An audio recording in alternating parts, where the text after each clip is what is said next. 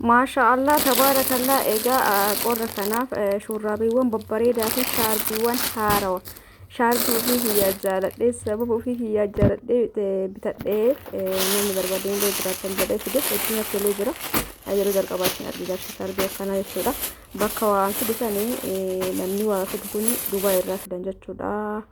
Kanaaf shaarbiiwwan tunillee maashaallah tabaarakallah bifaan namoonni barbaadan biratti argattanii har'aan tana shurraabii horii nagaafattan hawwata keessaniif daftanii fudhachuu dandeettan jechuudha. Meeshaan gizee maraka galu waliin fakkaatu hundumaafuu mee tokko isaatiin uffadhee isinitti agarsiisa. Hagadhuma viidiyoo kanatti na waliin turuudhaan waan barbaadan asirraa suuraa kaastanii natti ergachuu dandeettan karaa waasaappiitiin lakkoofsa kiyyallee gara dhumaatirra isiniif kaaya. Kanaaf turtii gaarii na waliin qabaadha isin jira kallattimaan gara viidiyootti isin dabarsa. Jedha shaarbiiwwan babbareeda kana ofii keessaniifis maatii keessaniifis obboleeyyan keessaniifis sarpiraayizii godhuu dandeettan jechuudha. Isheetillee barbaadan na biratti ni argattu ni beektanii hundi keessaniyyuu turtii gaarii na waliin qabaadha. Kallattimaan gara viidiyootti deemna jechuudha.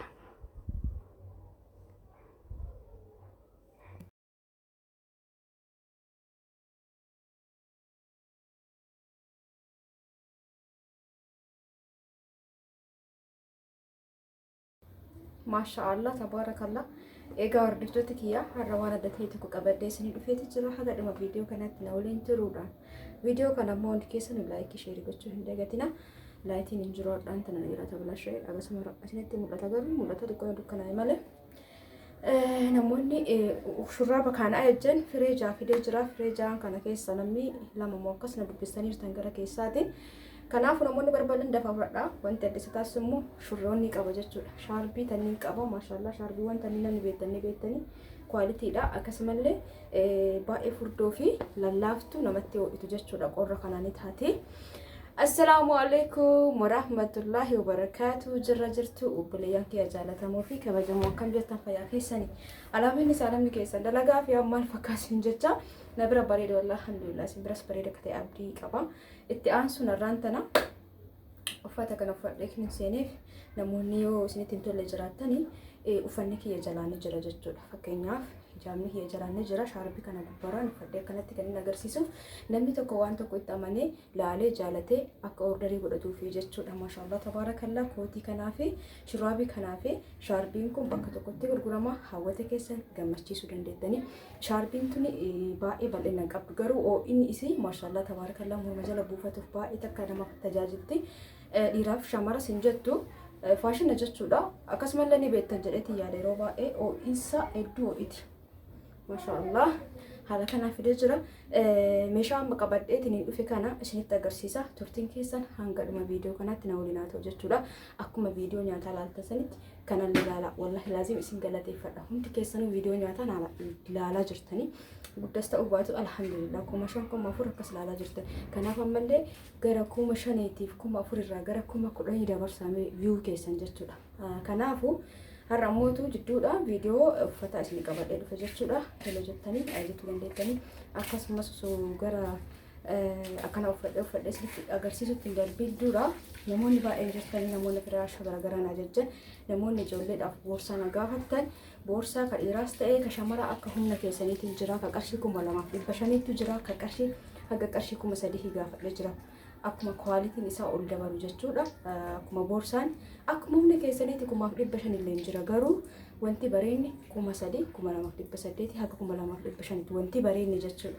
Ka jiddu goleessaa haga 2,000 ka xiqqoo gadi siqu 1,500 akkas akka fedhii keessanitti ajajuu dandeettanii wanni dhaabbataa miti.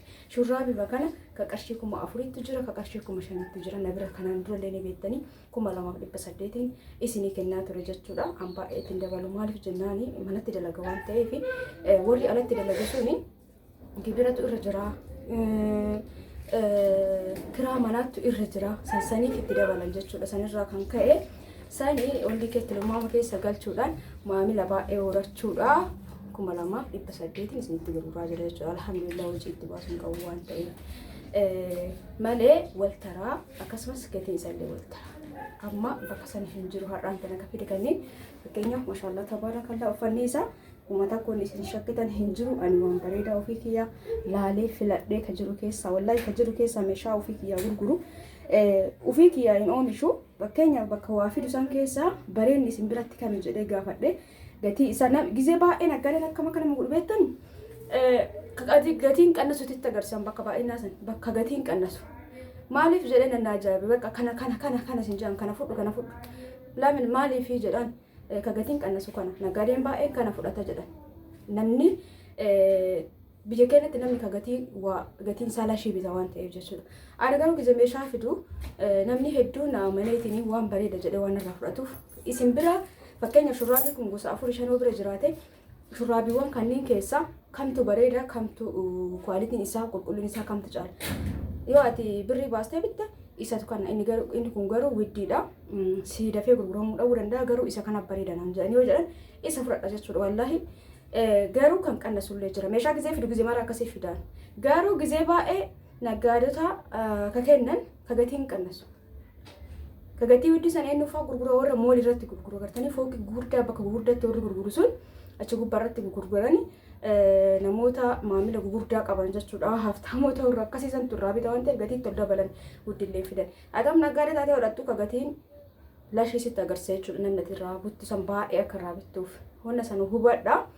Hundumaa afoo asaa isinitti dheeresse kanumarraa eegalee isinitti agarsiisa maashaallah agartanii shaarbiitanii shaarbiitana sisteriin gizee galtu fiddee turte tanaan dura waggaa tanallee akkanaatanii amma kunoo biyya keenya keessa illee seenee jira jechuudha maashaallah tabaarakallaa walirratti kunniin lama kiisii qaba kiisiin isaa maaliif akka ta'e muujii bakka kanaan ufii hiikanatti fakkaate agartanii akka hodhaawii qaba hiikamuu qaba jechuudha wadhaan suni faabirika mata kana godhasea kiisii ni qaba garuu tani kiisii isaa ni qaba kiisii gani mootu asiin cufaadha bakka takka jalaa fi gubbaan kiisii ta'ee jidduu tanaan immoo hodhaadha jechuudha akka ta'e hin beeku amma hundumaafuu tokko isaa kana fadhee shaarbii isaa isinitti agarsiisa jechuudha haga dhumaa dhiyeesse daftanii maatii keessanii ordarii godhachuu dandeettan uffata kanneen baay'inaan hin finne kafidii kana daddafa iskiriinshaatii go'anatti erga tokkoffaan isa kana bunni shaarbii isaa wajjin itaan illee fadhee isinitti agarsiisa kanaan booda immoo sagalee irrattidha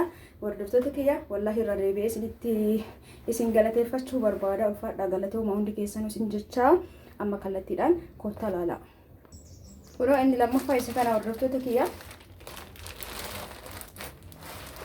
as keessa bunni fakkaataa kun gurraacha shaarbiin nama isinitti agarsiisa adeemu kun gurraacha hunda akkanatti diigee uffatu irra garuu tokko isinitti agarsiisee hundoonni isaa saniini Be as keessatti gurraacha fakkaatu as keessatti bunni fakkaata garuu gurraacha kun maal jechuudha wayne kaameraa ol garagalee dhiifama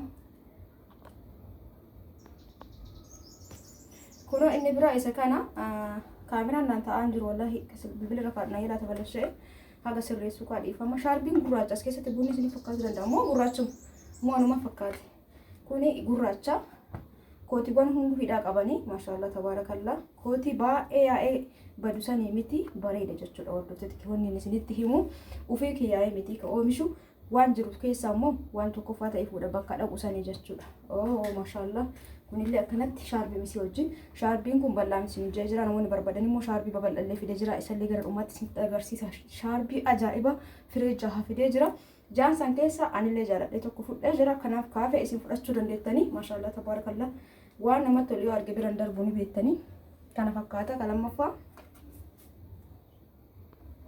egaa hordoftoota kiyyaa kootiiwwan ja'an kana keessa sadi aynaa tokko sadi immoo aynaa tokko sadiin kun tokko ka dura uffadhe kana bunni kana kuni ka ofirraa qabu gurraacha lamaan shaarbii wajjin ka sadaffaa kun immoo akka golden yookaan immoo kan jedhu isin kireemii fi maashaallah wiqaan tokkuma jechuudha kunniin sadii ka ofirraa qabu tokko jedha kana lama jedha kana sadii kunniin sadiin aynaa tokko Egaa hordoftoota kiyya viidiyoo kana gilsadii irratti sagalee hedduu kiyyaa osoo waan dubbataa jiru namni dhufee dubbataa jiranii argitanii yoo dhumarra ilaalummootu sagaleen daa'imaa homaa hoca garagaraatu jira kanaaf tiiktookii ni dhiifama tiiktookii jedhe samoonni tiiktookii irratti gurguraa jira waan ta'eef yuutuubiin na adaba isa kana fakkeenyaaf amma ka dura isinitti himee suni qarshii 4,500 shaarbiif kootiin jechuudha maashaallah jedhame shurraabiin bichaan qarshii 3,500 yeroo ammaa kanatti garuu shaarbii isaa wajjin 4,500 biratti gosa gosa lama jira isinin jeera. Kun immoo diqqoo ni qannasaa sanirra shurraabiin kunii fi shaarbiima shurraabiidha haa ta'u malee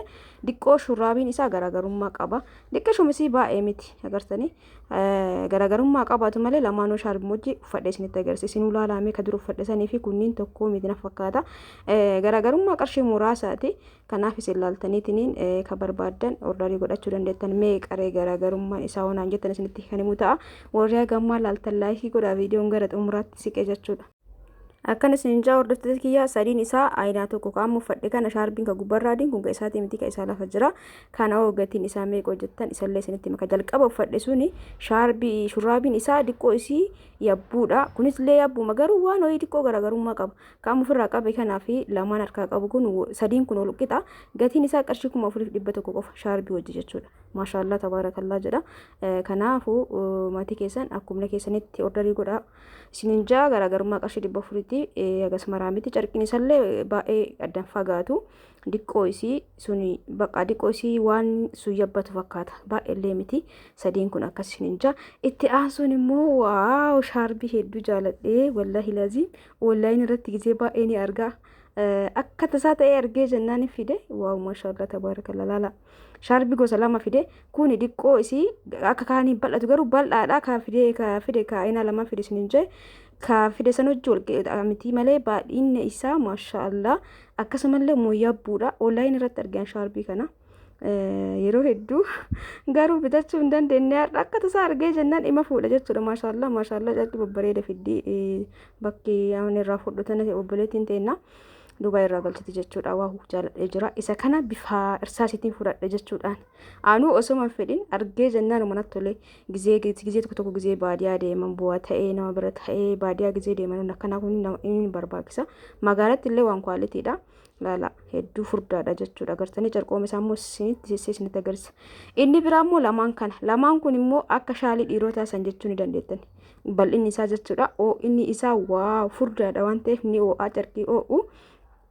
Kunoo garaagarummaan isaa bal'inni karee fi sunis bal'aadha garuu kun immoo laala akka shaalii sanitti bal'ata jechuudha. Wallahi hedduu natti tole. Laalame aginni bal'atu. Sirriitti laaltanii jedhee duubatti illee siqee garuu bal'inni isaa isinitti mul'ata hin beeku. Carqoomni isaa carqii yaa'u tokko ni beektanii akkas fakkaata garmallee hin yaa'u garuu ni oo'a. Baay'ee takka bareedaadha jechuudha. Ijoolleen baadiyyaaf illee gizee barbaadan hedduu bareeda hedduu ho'aa hawwata keessaniif fudhachuu dandeettanii uffadhee isinitti agarsiisa jechuuf baay'ee tokko bal'aadha jechuudha. Hordoftoota kiyya akka isinitti tolootaa shakkii hin qabu. Meeshaan har'a qabadhee dhufee kan gammaa kana fakkaata. Namoonni jaalattan heeloo jedha. Minxaafii jidduu sanillee fidee jira. Suuraa keessan galchine minxaafii fi carqiin ol keessan jalaataa jira dhiise. Namoonni barbaadan fudhachuu dandeettan qarshii 9,500 qarshii 9,000 sanniin jechuudha minxaafii jidduu. Firaashii wajjin amma bitu sanniin deebitee minxaafii akka margaa jirtu sanniin illee galchee jira. Heeloo jettanii fudhachuu dandeettanii. Shaarbiin kun bifa lamaan kana qofaan jira. Bifa Onni kun okaan margaa jirtan kan agartanii maashaallah tabaarakallaa bifa kanaa fi piinkii kana piinkiin kun dammaaqee miti piinkii bareeda wayiiti bifa lamaan kana qofaan jira barbaadan heeloo jedha. Egaa hordoftoota kiyya viidiyoon kee kaarraa kana goolabameeti jira viidiyoo biraatiin inshaallah yeroo dhiyootti walitti deebinaa hangasitti guyyaa khayrii keessanaa oolaa isin jira hundi keessanuu isin jaaladha isin kabaja namoonni waa barbaadan kun lakkoofsa sirraa fudhattanii ishiitii babbareedallee kootillee shaarbotallee waan barbaadan na biratti ordarii godhachuu dandeettanii. Egaa karaa waasaappiitiin heeloo jedha nagaan naa tura.